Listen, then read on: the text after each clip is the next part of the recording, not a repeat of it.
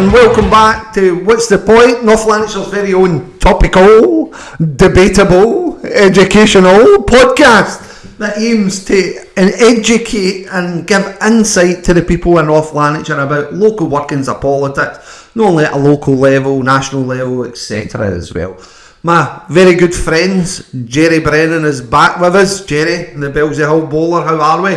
Very well, Craig, and as always, it's an extraordinary pleasure to be in your company, absolutely. And it's good to see our old friend back, Jerry. Well, he's back this week, no holidays, no golf, no shenanigans. Well, golf season coming to the end, it's an absolute travesty. And I'm taking all the shoes of our own pin-up boy Thigo of last week. I don't know. Oh, don't you worry, you are the Mr. Magoo, I wish on it. That's what you are, the wishy Magoo. But anyway, moving on, gentlemen, thank you very much for joining me today. People at home may notice as well that we're in new surroundings here. Celebrious. This is our new full-time studio, which we're extremely happy at, finally. Fantastic. Anyway, gents, let's get moving and cracking because we have a significant agenda today to discuss. We do. So, where I want to start is Labour's big budget announcements. Obviously, last week we heard Big Rachel came out with our new tax raising powers, and she's going to hit everybody, and in particular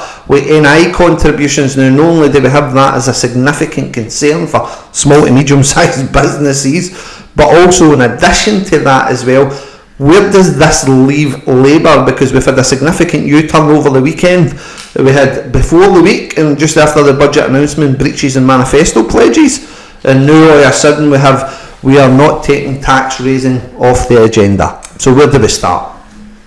I'll start with the I don't want to say lies. Lies is probably untruths. I'll use the word untruths. Promises were made on the run-up to the general election by Rachel Reeves, the Chancellor of the Exchequer, and Keir Starmer, that there would be no rise in taxation, there would be in income-related taxation, and no rises in national insurance. And what we find is that overall, this budget, and David's highlighted some of the dates for me today to say that this budget is the largest taxing budget since the 1992-93 budget under Norman Lamont. So you're talking about tax rises in the region of £40 billion. So it's a colossal amount, but it's the amounts are one thing, but the lies are the fundamentals. And to say that this will have no impact on incomes, I think is disingenuous. If employers are paying more in national insurance contributions, that will have a knock-on effect on salaries of staff that they employ, because they have to pay a larger contribution towards national insurance. It will have an impact on their ability to build and grow, and therefore you might find that there's less people employed and less salary increases as a result of that. I don't know if David wants to comment on that before we talk about the direct impacts to North Lanarkshire, but the direct impacts to North Lanarkshire Council, and we'll cover this as we go on, are going to be absolutely huge. I think you're right, Jerry, and the figures that are, some of the figures are absolutely astounding, but what really got me was that they were targeting smaller business. Yeah. So when you look at the UK as a whole, is that I think they're one of the largest economies that have small, medium-sized business developing to help the overall fiscal and monetary policy of the UK. It's a grease on the wheels, and that's basically it. It's a grease on the wheels. There are more new businesses started up in the UK from memory than anywhere else in Europe. That's there, and all of a sudden we've now got a policy in place that directly hits people that are looking to develop their small business, target people that are low earning people. So they've actively chosen to target, and they know the consequences of that. That's what gets me. So you talk disingenuous is a good word, because they know exactly what target market is going to be suffering the most from that, and it's the lower paid income workers, small businesses, who will restrict their ability to take people on and actually give work. But remember, this is all about growth. This is all about growing the economy. Well, it is, you're right, because again, to balance things up, so I'm going to play devil's advocate a wee bit, because when you make the budget, it's not just obviously about how it affects the public. Budgets are as much about the financial markets and the borrowing requirements and the funding requirements for that borrowing that's there. So when they set these policies in place, they've always got an eye to the bigger picture. So it's not just, unfortunately, the individuals that's going to be targeted. So the borrowing is another issue. Oh, the national debt. You're talking about in the life of this Parliament now. Looking at it from I'll look at it reasonably positively, right? Labour have a big enough majority, right, that they can pretty much guarantee that over the life of this Parliament they will have enough to carry whatever economic policy decisions that they make, and that gives a degree of certainty to the market and to investors, because they know what the environment's going to be like, aside some of the external shocks that can hit, but they know what they're going to be investing in. But the figures are mind-blowing in terms of national debt. So we're borrowing in the life of this Parliament £140 billion. Well, that's not being explained at present. So, no, we don't, because that's not a very good news story. Remember again, the other side of that, markets already factor these things in. So see all the drip feed in the possibilities that we get in a budget leading up to it for the weeks before it. That's basically government just testing the water.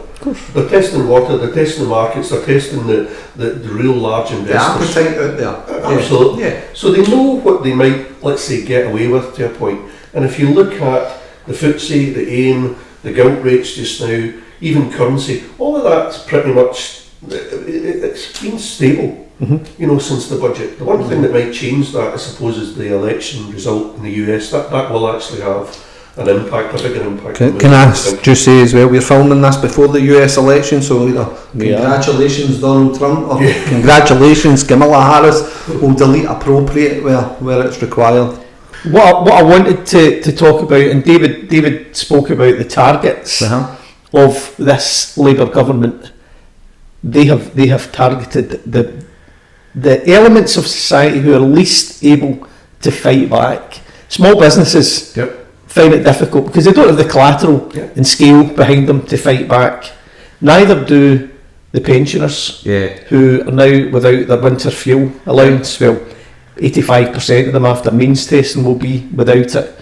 They had the opportunity, the Labour government, the new Labour government, the people's government, those who care about workers and the poor and the underprivileged, they had the opportunity to remove the rape clause, the two-child benefit cap, punishing families who have more than 2 children, often single parents who have more than 2 children, could be widow. I'm a widower myself, and I have 4 kids, so my financial circumstances could have been really poor, and I could have been really hurt by that. So these insidious policies that hit the smallest, the weakest, the frailest are appalling policies for a Labour party who at one point claimed to be the party of the people, because then they added they're to clearly that not. increased tuition fees in England as well. Oh yes, they did. So it's like, there wasn't, I think it was like £280 or something. But again, it's just another market of, like you say, that they're less able to cope with any increase in financial costs. Well, that takes us on to a lovely discussion point, another beautiful segue, which we're always very good at.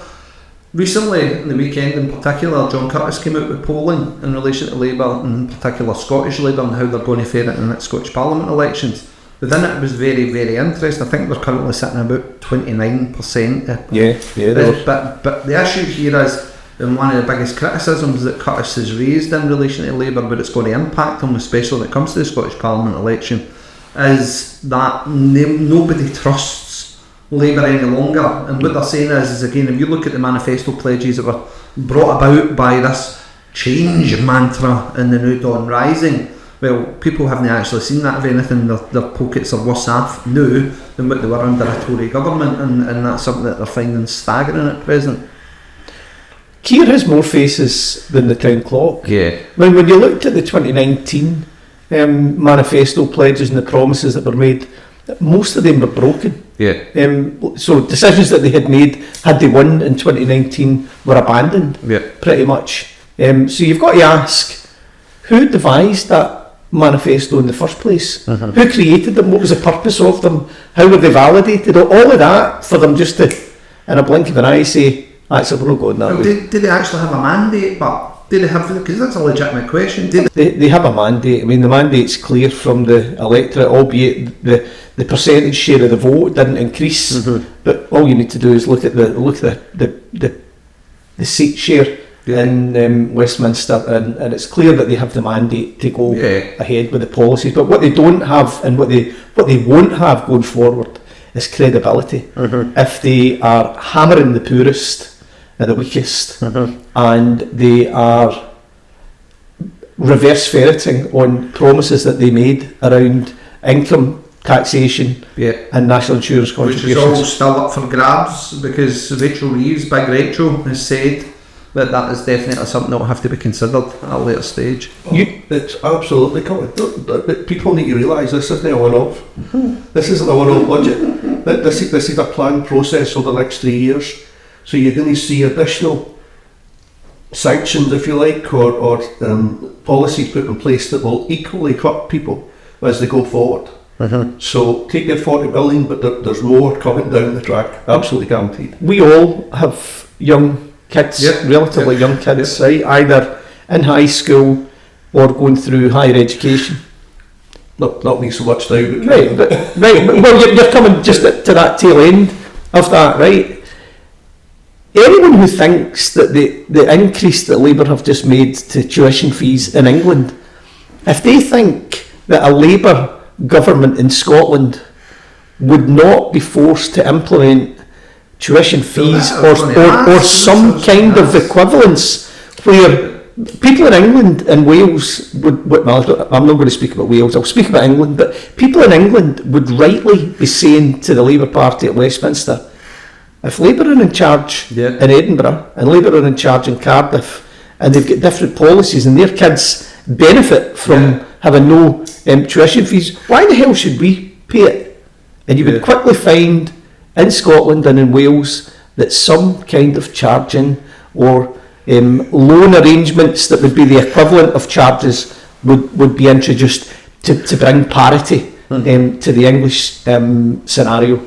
So Scottish Labour voters need to be really do we think there's an end coming to free education? Do we think that that's potentially coming down the road in Scottish Parliament elections? Or do you think I can't see it, I don't think they're brave enough to touch it just yet?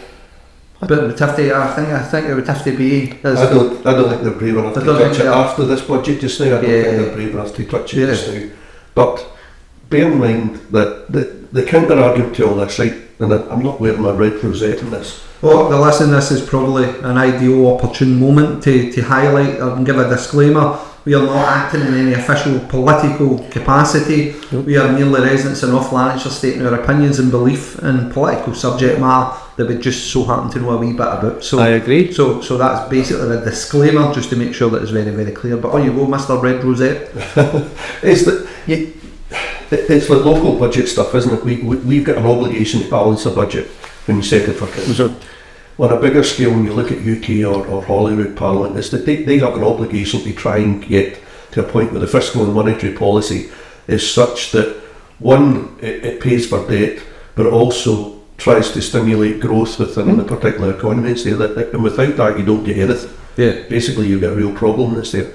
So you look back at Jeremy Hunt. He had lost in his proposed budget last time 23 billion. Nobody understood where it was coming from, didn't it cost it? It just happened to appear 23 billion. So now all of a sudden you've got 40 billion of tax cuts or impositions to try and balance this. Some may argue, that it has to be done. So you have to look at it and say you could not continue the way that the Tory government was taking us. So somebody somewhere had to stop the train and say, wait a minute, we actually need to start imposing some of this stuff.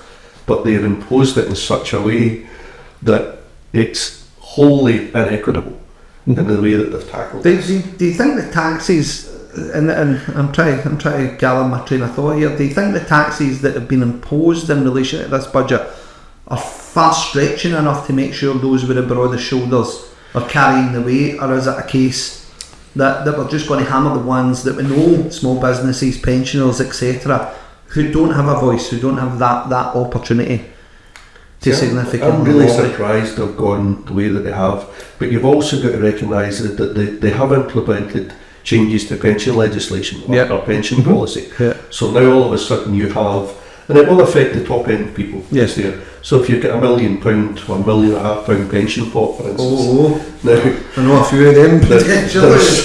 there are only very few. I think the national average is less than 100,000 a pension pot for most people retiring. So you talk about the upper echelons that's there. But all of a sudden now, that money, that pension pot money is going to be taxed in terms of inheritance tax. Right. Whereas prior to that, but on top of that, it's also going to be taxed in terms of income. So you've got your £1.5 million pot. But effectively, this idea that you're moving sort of generational monies. Yeah. So you die post 75 and your pension pot's still the 1.5 million that you've got that's tucked away. Is that not only you will be hit by inheritance tax at 40% of earning above 325,000, anybody that's in receipt of your pension monies, because you're no longer there, well, so your beneficiaries, like your wife or your spouse and your children, tax at the highest rate that they pay. So you could in effect have, one of your kids is going to be a lawyer, doctor, dentist, whatever, a high earning occupation is there, could easily be paying then an additional 45% tax on what they receive from your pension, as well as your estate paying 40% on the bit of 325. So when you're saying about targeting individuals, first that's a small amount of people, is there'll be big numbers that's involved in terms of taxation. New Labour, Rising. So New Labour, New Dawn Rising, all of that. How does that impact on the good people of North Lanarkshire and its towns and villages? Yes. So, in a Scotland context, Scotland is has the highest proportion of people working in the public sector, right? So that means people working for the government or working for local authorities. That's to Northern Ireland, I might say, they've got a huge percentage of people in that sector. They do. So this promise that they made that they wouldn't increase income tax and they wouldn't increase national insurance, which has been broken, has been. I think they anticipated that they would be able to fool people into believing that we'll not increase national insurance on employees, people working. We'll chuck that burden on their employer, right? Now, in Scotland, there's 500,000 working people employed in the public sector in Scotland, right? So a really high proportion. And in North Lanarkshire Council, there is around 16,500 people employed. What? And these figures are coming directly from North Lanarkshire Council in terms of that's in the annual report for 2022. And again, disclaimer: we're not giving away any privilege or confidential information. This is our opinion and belief. It's not even opinion, Greg. It's 16,573 or 753. Sorry, 16,753. Those were the figures for the 21-22. They wouldn't have changed all that much, right? And I'm still waiting to get confirmation on the full-time equivalent of that. But based on the 16,000 that we're talking about now, the Institute for Fiscal Studies have already carried out the modelling to see what the increase would be for each worker. So the lowest salary in North Lanarkshire is about £22,000 a year, but the average salary will be around about 28,000, 29,000. So a carer in North Lanarkshire makes about £28,000. That's maybe NLC 4 level, right? The increase in employers' national insurance contribution brings a burden on the council. This new burden imposed by Labour, the new burden per worker, Greg, is who earns £28,000 is £842 a year.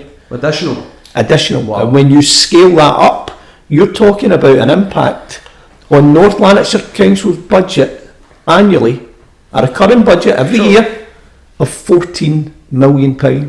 So just to cover that one element. And that's a staggering figure, by the way, considering the fact every year we hear about the significant black holes that exist within North Lanarkshire. Here's a legitimate question in relation to this. Do we think we are going to see real-time changes to employment then within the authority? Because ultimately, if it's a case that the majority of small businesses can afford that contribution, but also on top of that, what we have is an increase to minimum wage, the pressures being put on small business, I think, are absolutely staggering. And I'm not a pessimistic outlook about it, but you have to be a realist about this. How many small businesses are we going to see collapse over the next couple of months to years?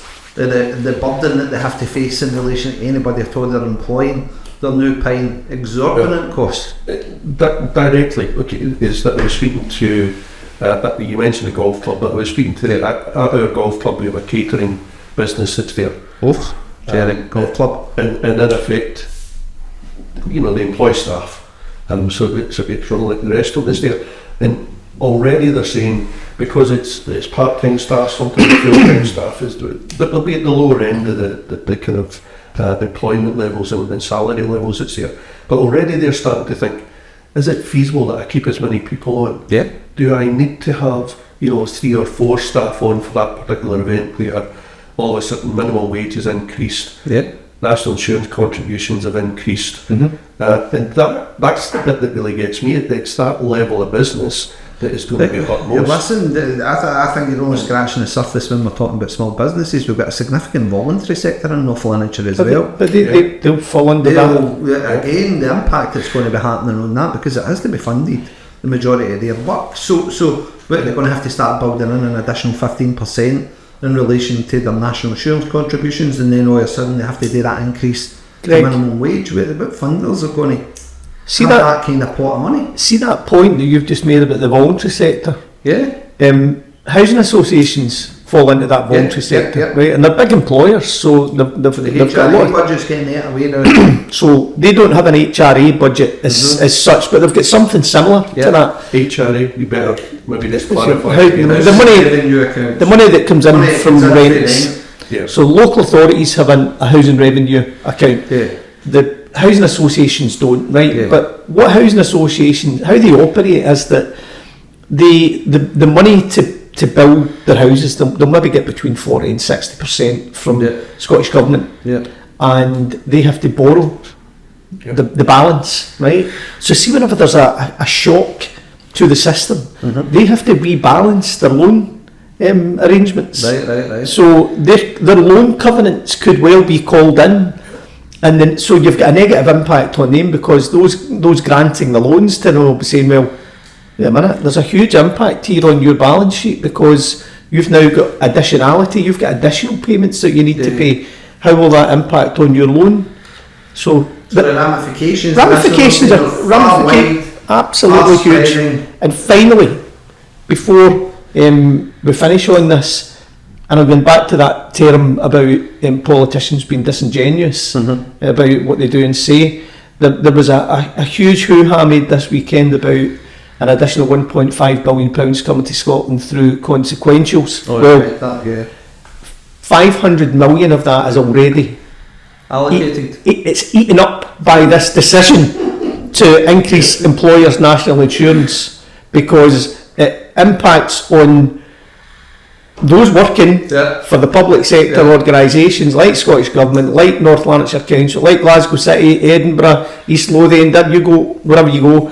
That's going to cost us an additional £900 per worker per year, which equates to 500 billion. So there's a full third of that additional money gone. You can remember, you probably will, not so long ago, it was Clegg and the Liberal Democrats, Liberal Democrats Party, put forward this policy of a penny for education. Yeah, I do remember. And they actually stated, because they recognise that education particularly was suffering.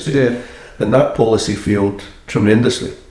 And the consequences then for the Lord Democrat Party is probably evident. That's the annihilation. What you're talking about here is much more than that. So, albeit that the I'm not going to say spin, but the idea behind this increase in national insurance and all the other taxation that's going to come towards government as there is it's for spending the NHS and for education. I think it will be on that as to whether people judge whether Labour have been anywhere remotely correct in going down the route that they're going, as to whether they see any tangible difference in the NHS and in education. I think that they've come in with these major and drastic actions, and fair enough if they're trying to balance a budget, etc. They play devil's advocate in this. It's not the easiest job in the world. No. But it always seems to me that these people are economically illiterate. And really, in effect, what they're doing is not actually looking at the wider ramifications that they have at a local level and how that impacts families. And my concern here is again, what we're going to end up with is a number of businesses laying off staff because A, they can't afford that, but B, no longer any significant recruitment taking place.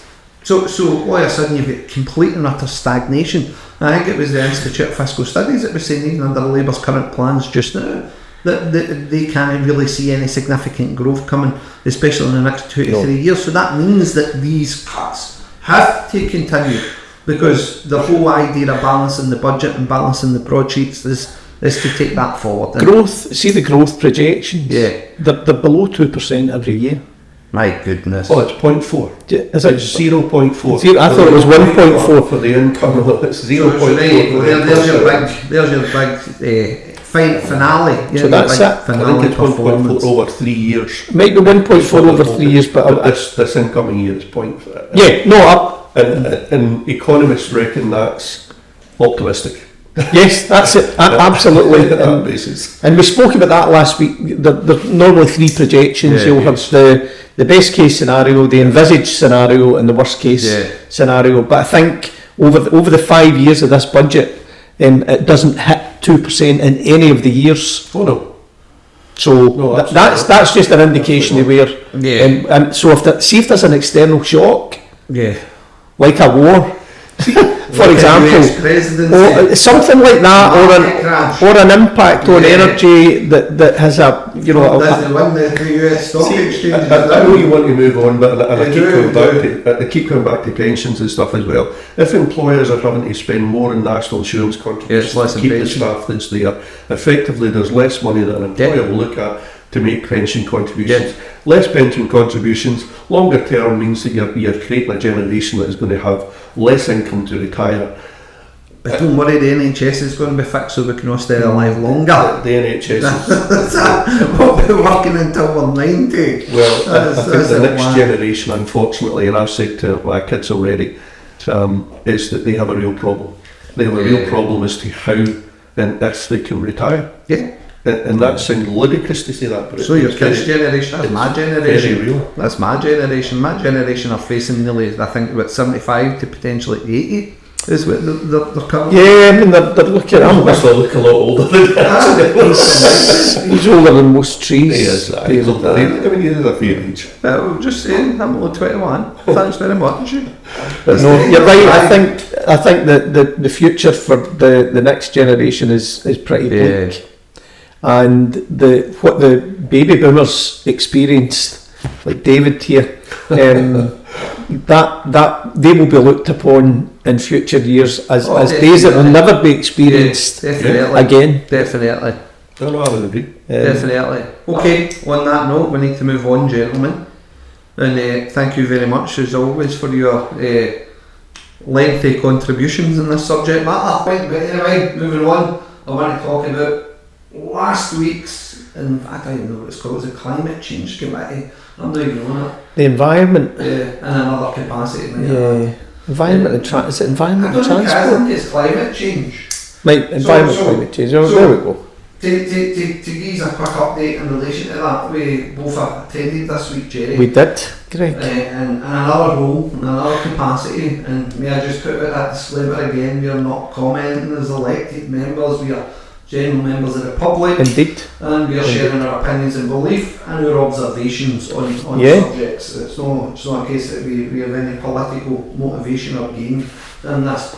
But we attended that committee this week, which is available on a publicly broadcasted webcast. Yeah. And David, I have never ever been so embarrassed in all my life for attending a committee we had a petition presented at that committee in my ward area in Bedley Cemetery, and you recall I've spoken about this previously on a previous podcast. And that petition was heard at this committee. No notice was provided to anybody to advise them that that petition was going to be heard at that committee, considering the fact that it went to some nonsense community board thing and no power whatsoever to make a decision on that. So when it was appealed, it was sent straight to that committee to be heard. The convener at that committee I found absolutely astounding, because in all my years working in North Lanarkshire Council as an elected member, I have never seen such a disregard for public opinion until I attended that day. Now, you were also there. What was your observations? Calamitous, I think, is probably the best way to describe it. I mean, I've watched it back as a member of the public. Yes. I've watched it back, and the disregard for standing orders is one element that was staggering. Individuals who tried to input were, I don't want to say ignored, but they certainly didn't get to contribute the way that they'd hoped to contribute. Convention appeared to be broken. Or thrown out the window. No such thing as convention in this committee. Points of order, just ignored. Ignored, which should never ever be the case. If a point of order's made, everything stops until that point of order's been heard. And if more than one point of order is brought to the chamber, you go through them in sequence. You've got to look at this, because we've talked about this before. There's been another committee I think you both actually sat in that as well, certainly Greg did, that's there, and exactly the same thing happened, where this calamitous approach by the convener at that point in trying to chair a meeting ended up with very similar circumstances that's there. And I believe that councillor no longer is in that position. That's correct. That's correct. So now you've got the same situation, but there's two aspects to that. Is that conveners are paid this additional responsibility role for chairing meetings. It's their as is the opposition leaders. As is the opposition leaders, let's not forget that. But you've got to assume that there's some level of competence that's got to be involved. Now, I wasn't at the meeting, so but to chair stuff like that and to take a petition, because it was a serious petition. It was big numbers. It was 1,700 and odds. So it's not a few people got together. This is a serious. A lot of subject matter as well when you consider the number of people that have family in this cemetery, and the points, and just to reiterate that for those at home, the points were not, or the demands coming for the petition were not significant. Can you use regular maintenance? And do us a favour, don't move the two guys that currently up there, because they're local community members. Loads of people, when they're down at the cemetery taking care of graves, or else even just recently bereaved, get a chance to talk to these people. They're more than just grave diggers. See that point, more than just grave diggers, is so important, right? People go down to graveyards to commemorate their lives and to weep and to be sorrowful, often because it's not that long after the person's passed away. I've actually had quite a few cases come my way in my role as a councillor, where people have been complaining where there are no staff members at the cemetery, and because of that, members of the public are coming in with dogs, and the dogs are running off leash. They're not necessarily being respectful for those who are there in deep mourning. But the fact that you have got someone there that is a control measure, even if they're not shouting at you to get your dog on a lead, the signs are all up before you go in. So having those staff members there provides comfort. The funny thing, and I'm saying funny, it's actually no funny.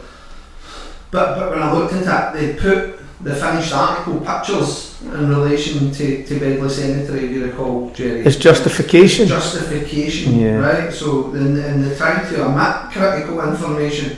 So what they says was that the standards are now improving, and we've done this sort of realignment of the service, and these individuals are moved, etc. They admitted that there used to be 5 members of staff there. That's the reason the police went and fell into a state of disrepair. Their argument was it's because there's 2 members. No, it's not because there's 2 members of staff, because it used to be 5 or 4 members of staff that were permanently based there. In addition to that, as I say, the thing for me was to justify the position of the convener. Everybody go to the final pages and take a look at the photographs, look at the pictures, look at how well their cemeteries improved. And they were dated, I think it was something like the 18th or something, I could be wrong, but the 18th of August, I was sending emails up until the 14th of August with pictures saying this place is a disgrace. So again, this idea of these committee reports, conveners, you make a very valid point, but what's the qualifications of these individuals taking these convener roles? Oh, can I go here?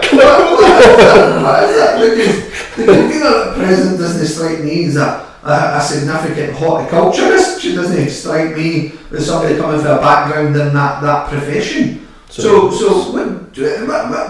going on? I'm sorry, and it's off topic, but I need to jump into this because you're aware that there's a kind of personal one. I sit in the Finance and Resource Committee that's there, and so you get a lot of very data heavy written papers, 200 and odd pages of really quite heavy material that you've got to digest. This is my other role, sorry. Right. So in my other role that's there, I sit in this particular committee. So trying to digest that is quite heavy going. Right. I've got 30 odd years financial background and bits and pieces. So you know what you're talking about? No, well, allegedly, but in some cases, and loosely. Aye, so you've got an understanding of it.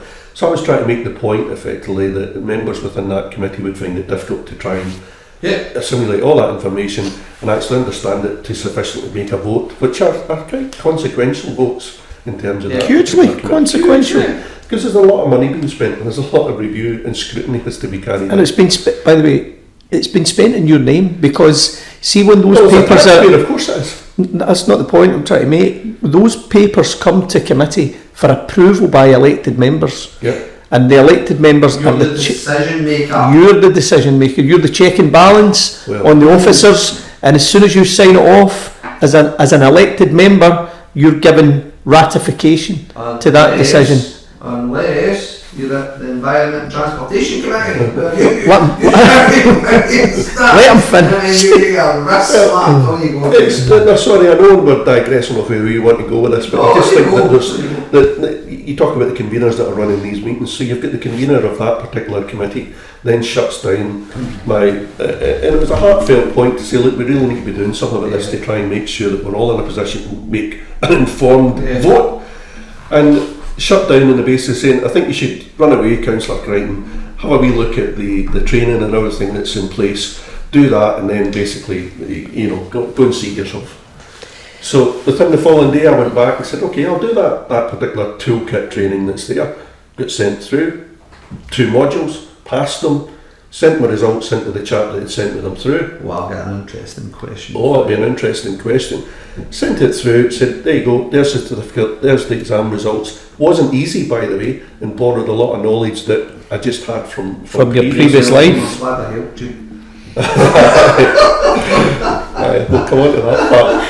But so you're dragging knowledge that's there. So it wasn't easy. Two modules, it wasn't easy. Passed them, sent them through. Just happened to make the comment, can you tell me where I sit in the basic, am I the first or last or whatever else? The only councillor to have submitted. And surely so you've got a convener of... The convener must have completed it, because see at that meeting I remember the convener telling us about that particular course, about what a useful course it was. Surely that's mandatory. You're sitting on a finance committee, you don't know what anybody's background sitting on that is. Raise my concerns with the convener. But you've even been employed though, there's certain questions or certain individuals. Ignored. Raise my concerns with an officer of the council and the leader of the council. Ignored. Oh. So no responses. El Presidente. Nothing. No response that's there. So can I go back to your point about that committee that you guys were on, in terms of the environment that's there, is that I genuinely think there's been an active decision taken within North Lanarkshire Council to ignore any of the questions or any of the issues that perhaps our political group brings forward. Why would you 100%. think that is, David? Why would you think? Because that is a very bold and strong allegation. I don't think it's an allegation, I think it's an observation. It's an observation. So if you look at what's actually happened, Can I go back to the committee that Greg is talking about? So we're going to cut that clip shortly anyway. It's not even missed. Because there was normally at the beginning of committees, the convener will set out how the running of the meeting's going to go. Not my committee, by the way. And if there's no, just general. Yeah. And if people are online, if you're using the hybrid, if you're using the hybrid, the convener, conveners will explain to you how you can, come into the meeting. Yeah. So I don't mean come in, but if you want to speak, they'll explain to you how you do that. So they'll either stipulate that you can, say chair, or you raise your hand on the chat bar, or on the chat bar you type that you want to speak. But none of that happened. None of that happened in the lead up. So you're going, right, okay. So convention kicks in. Sometimes people will raise their hand in the chat bar. My hand. Some of them. So I think, if I remember correctly, you raised your hand the first time and you got in. Yeah. You got in to speak. with a puppet, no puppet. No. But so they raised his hand to speak, and he spoke for quite a while. I think you were interrupted when you were speaking, because even although try and take my train of thought. So you were interrupted, and what you did say at the end was that you made it clear that you were coming back in, right? So I would have thought that you would have been whoever was chairing that would have been looking for you to come back in. At the end, when you did try to come back in before that agenda item was closed off, I saw you raise your hand although you didn't use the chat bar, you got in the first time using that, so it's perfectly reasonable that you should get back in. 100 times. I'm happy to sit through webcasts and point out exact moments where hands have been raised on camera, where it's been accepted. Because what did you want to do? I wanted to move an amendment, Jerry. That was basically it, to say that this report isn't accurate. Let's go to a vote. And did you get the opportunity? No, I didn't know. It was completely and utterly shut down, and I found it interesting as well how quickly that entire thing progressed. Because ultimately, normally with a convener, is anybody else in that are otherwise minded or anything to say, and that's when a hand goes up, right, okay, do you want to come in and say what it is that's going to happen? That wasn't it. It was anybody, right, boom, that's it, matter's done. Then you're looking and you're going, hold on a second, the speed in a contentious subject matter with the 1700 signatories at the Northern Corridor that have signed this with family members that are buried and interned in this site, and you want to move that swiftly on. How dare you? This is about public opinion, public right to speak, free speech within that council. And the other critical point I would make is the significant disregard to discourse, because that is ultimately what we had. We had, in my opinion, an affront to democracy that day, because ultimately, if you're getting reasonable representation provided by an elected member, then I'm sorry, we're all voted in the same platform, we're all voted in with the same expectation. Yeah. So who are they determining whether or no this gets moved on quickly? And it comes back to your point in relation to El Presidente and his appointments. Only those loyal will see these positions, and they answer the question in relation to qualification. Not many of them have got any qualification from my understanding. Yeah. Not many of them to even be remotely sitting in the positions that they're sitting in. I put on the chat bar that you had raised your hand, so it was. You also put in the chat bar that was a point of order made, and I was completely and utterly dismissed. I put on the chat bar that there was a point of order. Because this was another gaffe in that committee. You can't ignore points of order. You can't ignore points of order. Standing Order 46 Take another council's is point very of clear order about what happens when a point of order is made. Another councillor made a point of order and was heard. Yeah. Your point of order was completely ignored, disregarded, and the reminder that was put in the chat bar to prompt we're missing a significant part to this as well, and it's the weaponisation. It's the Standing Order 50 that continuously arises in relation to members who are political affiliation raising concerns in a chamber, because again this is a tactic that they think is listen, I'm happy to fucking leave, to be perfectly honest. I've got the issue. Let me make my point and I'll stand up and I'll leave. But the point being to this is, in any democratic process, you can't bully your way to silence opponents. I've watched back some of the webcasts. Yeah. There is absolutely, in my opinion, a campaign Against me. to close down discussion from you. Right now, this can be in situations where you are using standing orders as they're set out. Yep. Okay, it might be difficult. It might be challenging for those who are conveners. Yep.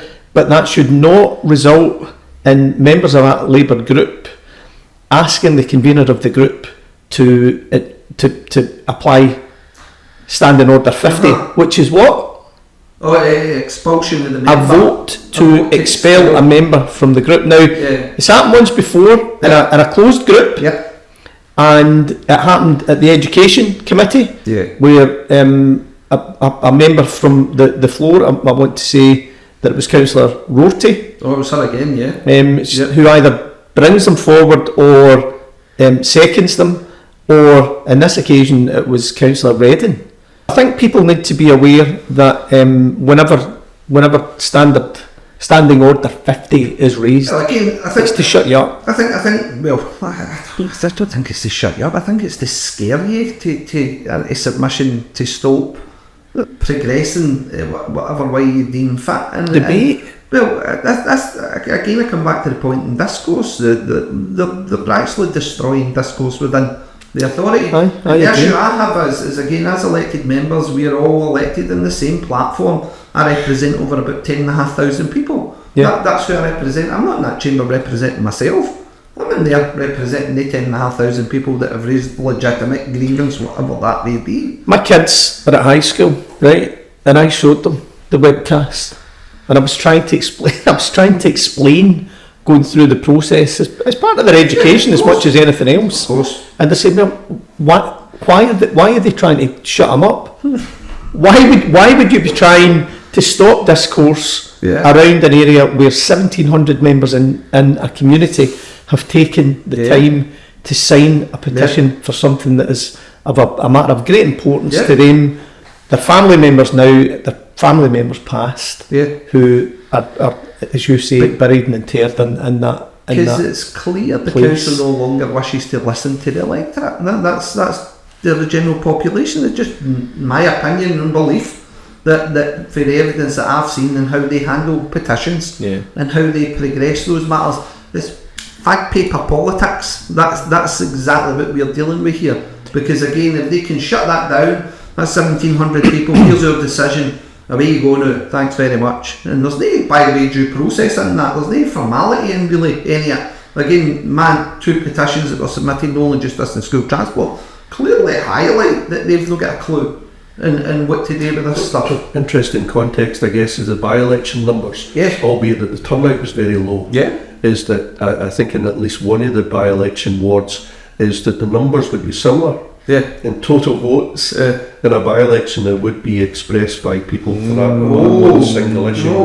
Maybe that's something that we need to explore in the future, because again, I just come back to it, potentially the biggest threat to Labour, because we're not in paid positions, so they can't control us that way. All his other opposition, the Presidenti's opposition, is paid. They have convenerships, they have other significant roles within that authority. So the effective opposition, you get this group of upstarts that are basically questioning absolutely everything in relation to decision making, etc.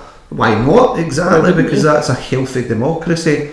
But what we now find is any opportunity to stifle debate, and these individuals present them as conspiracy theorists or nonsense, etc., when it's actually due process that's being followed. I find absolutely bonkers. I think the reality is that people in our communities who know these elected members, they know that they're not conspiracy theorists. They know that they take their role seriously. They know that they're not cowards either. They know that the threats of standards complaints or the threats of this coming from whatever it is, that's nicely lead on. That is insufficient to stop this crop of councillors coming through from asking questions that need to be asked, because it strikes me that that particular group have a group of elected members who will fulfil their critical scrutiny role without fear or favour. And that is refreshing, and that's a new type of politics, and that's been witnessed in communities, because these individuals don't just exist in the chamber. No. These individuals walk our streets, are members of our clubs, are volunteers in football teams and all the rest of it. So people know that if there's an issue of import in your community, you can go and speak to those individuals and they'll fight your corner. Yeah. And then they'll direct you to individuals who try and quash them and shut them down. Let's make the people at home decide and have the opportunity to listen to this wee webcast. We'll cut to that just now. Thank you. I'll now ask you to turn to page 101, and it's a coverage on the petition to keep Bedley Cemetery staff and improve maintenance, and the recommendations 1, 2 and 3 are on page 101. Lyle. Thanks, Convener. This report outlines the petition request, the service consideration and the response from the service. Over the last 5 years the cemetery open have been reducing. The numbers are now sitting about 1 burial per week.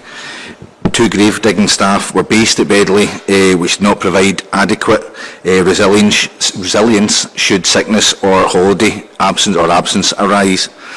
With the introduction of the extra staff resources into the cemetery asset team over the last 12 months, the asset team has now have adequate resources to undertake and upkeep the Bedley Cemetery with the number of staff they have got to the standard that should be at.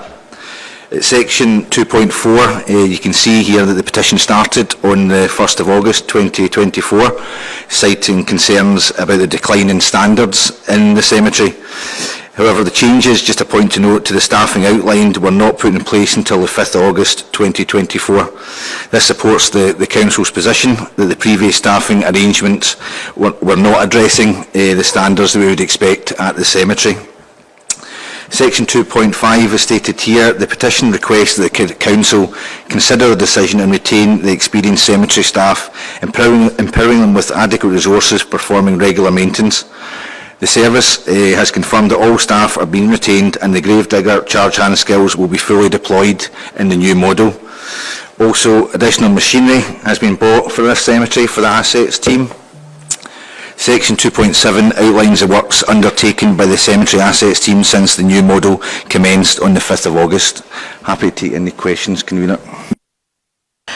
Before I put this out to questions, I'm sure you've had an opportunity to have a look at the photos taken on the 30th of August, 107 to 109, which reiterate the comments made by Chief Officer in regards to the splendid landscaping that is obviously available at the cemetery now due to the new arrangements.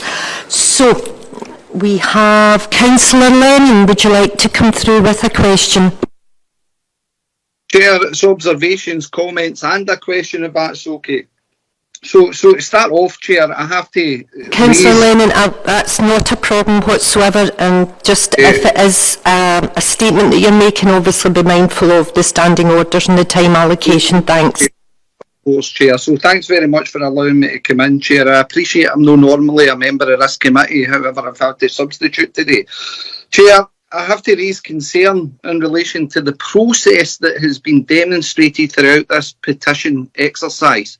The concerns that I have are legitimate in relation to being the lead signatory of that petition and not being notified or informed that that petition would be held here today. Chair, I've obviously had the opportunity to read the report and the recommendations within the report also, and I have to disagree and disagree firmly. I know that you made comment there to refer members to the photographs that had been taken to show the improvements that have taken place within Bedley Cemetery. But I think it's a considerable point to note here that the emails were still being presented to officers all the way up until the 14th of August, highlighting the lack of maintenance that was currently taking place on the site. So, like yourself, I'm refreshed to see photographs within the report that highlight that significant work had taken place. Now, what I would like to point members to is this isn't unique to Moodiesburn under any circumstance. I'm sure other members within the chamber have got similar concerns in relation to cemeteries in their own area. However, the most important thing that I would highlight is the disproportionate level of maintenance that takes place in other cemeteries in comparison to the ones that are, in my opinion, neglected. Now, there is significant evidence out there to demonstrate that certain cemetery sites have regular maintenance whilst others are forgotten. And the concern that I have is in relation to this petition. We have over 1,700 individuals who have signed this petition, and the lack of democratic process for them to ensure that their grievances and concerns are being raised. It seems to me that the petitions process has been whitewashed to a certain degree to minimise that there's nothing to see here. The chief officer goes to highlight there that 2 members of staff and potentially absence would bring down those standards, and notes in the paper the date that the change in staff took place. But what's omitted for this report is that Bedley Cemetery used to have 4 or 5 members of staff that were continuously based there. The report also recognises the fact that there's only one interment potentially every couple of months in Bedley Cemetery. However, what it again omits is the fact that Bedley Cemetery extension could take place at any point. In fact, recommendations have been made to the Assistant Chief Executive to look at the potential of a compulsory purchase order to land next to that. So we're still waiting outcomes left, right and centre in relation to things that are still to be agreed in relation to Bedley Cemetery. And questioning officers for the cost savings that are involved in the reallocation of these 2 members of staff, there is no considerable figure involved in this. This isn't any great saving to the council under any stretch.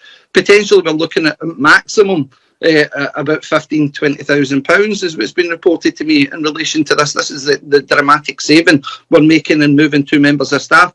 However, the cost that's been put in place on the staff members that are currently based in Bedley Cemetery is significant. They now have to pay increased transport costs to get to and from work on a daily basis.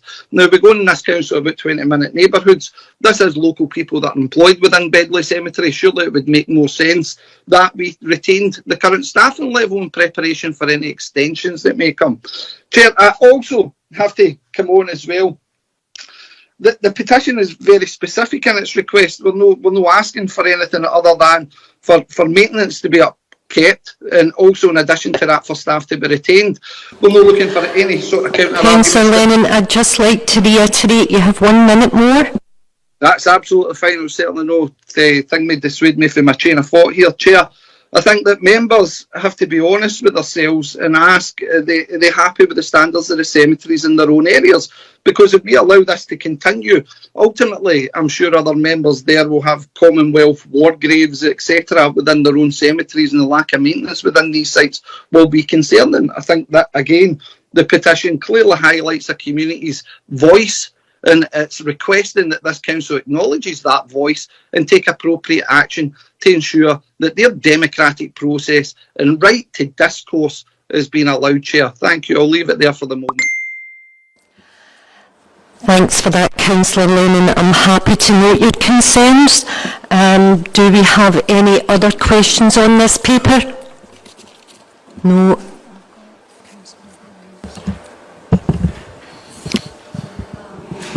Councillor Leckie, and then we'll have Councillor Williams. We have a similar situation up in Shotts, where the 2 full-time grave diggers have now left the service just recently. And presently, the guys that are coming up are coming from St Patrick's Cemetery, from Bothwell Park Cemetery, to come up and do burials, but there's no ground maintenance getting done whatsoever over the last fortnight. And this has been monitored by the Shotts Cemetery Action Group, who are building a profile up to come to the head of the section So we're really concerned, especially coming into the winter, where, as you know, Shorts is quite prone to bad weather, and people to get through, to come up to Shorts to do any work, is a concern, a real concern for the people within the area. Thank you.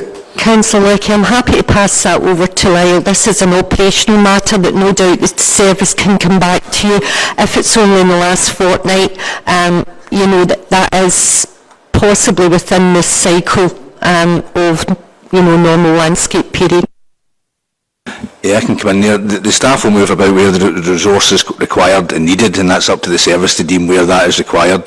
The grass cutting, if I'm correct, would have finished in Shorts by this point in time with the time of year it is now, so we wouldn't expect, if they're doing burials to the grass, if there's anything that needs up a bit of extra work done to it, would certainly, if that comes through the department, we would look into that. But again, it's up to the service to decide which staff go where, and your point about the grass cutting, that would have stopped over the last couple of weeks. Okay. Councillor Williams, would you like to please? Thank you. It was just on the back of what's been said in regards to this petition. There was several public meetings around the petition, and I absolutely appreciate the response from the Green Space team, but cemeteries are more than just landscaped areas. They're places where people go and where their emotional well-being is impacted, and it became clear from the public meetings that it was really important to have a continued human presence at Bedley Cemetery for many reasons, but mainly to do with community well-being and the support that people get from the cemetery staff when they're visiting their loved ones' graves. And a single service response does not answer that community need, and I would really like to see other services looking at how a more holistic view of what our cemeteries provide to people. And because it really did come through strongly at community board meetings as well, the emotional response to people who rely on the operatives in the cemetery for emotional support when they're visiting graves. So just to highlight that. Happy to note those concerns, Councillor Williams, thanks for that. So can I ask then, we're happy to note the recommendations at 1 and 2 and 3 on this one? Chair, apologies. Thank you. Proposal, Chair. I'll send you that just now.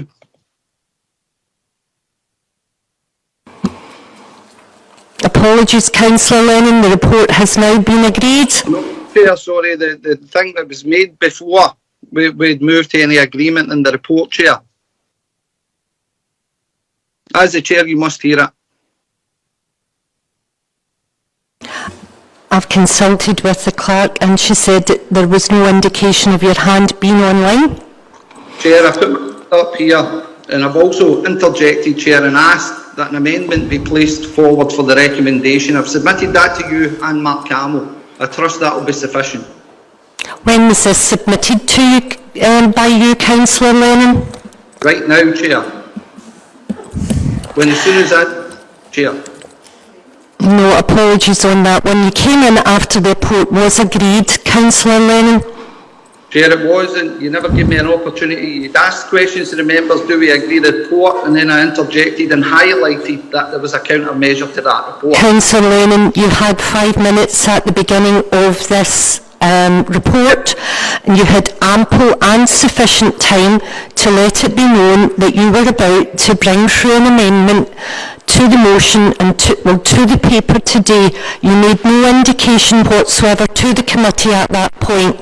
I did ask the members if they were happy to note this paper, which they indicated, and there was no indication that you were back in again at that time. Chair, to reiterate, this is a webcast. This has been live recorded. Members of the public will be able to view that I interjected with sufficient time. I have since sent you on a counter proposal in relation to the recommendations of the report. And what I ask is, Chair, because I think perhaps would prevail in relation to this matter. What time is that?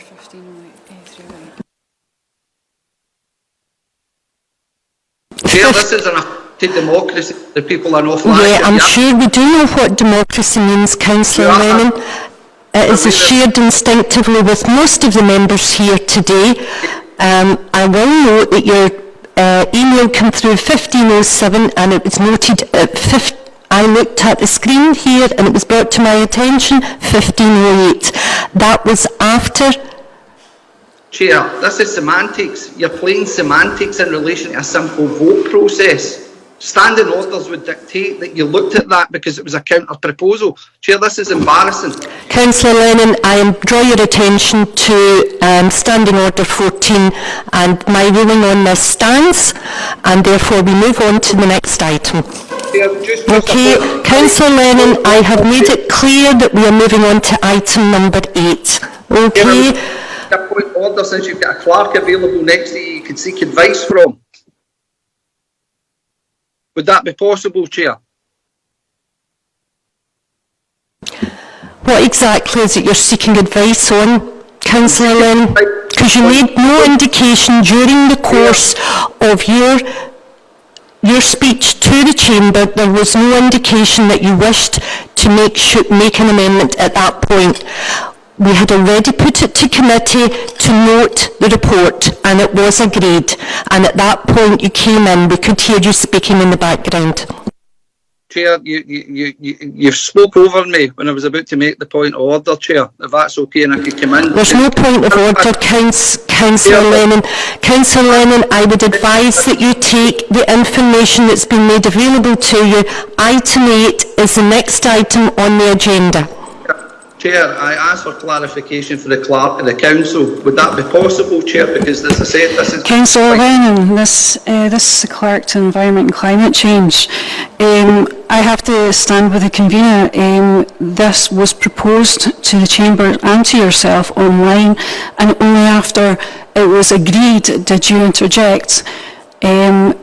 So, as the convener has declared, we are moving on. Thank you. Chair, just for clarity here, a clerk of this council was saying that no member can make a counter proposal. No member Chair, can make Standing Order 50. My goodness. Absolute disrespect for the Chair. Embarrassing. Listen, no problem, I'm happy to finish there. There's no disrespect for the Chair. It's absolute shock that this is an affront to democracy. Simple as that. Councillor Lennon, you have been advised of Standing Order 14 and Standing Order 50, and that lies wholeheartedly with the Chair. I would take the advice. We are now proceeding to item number 8 on the...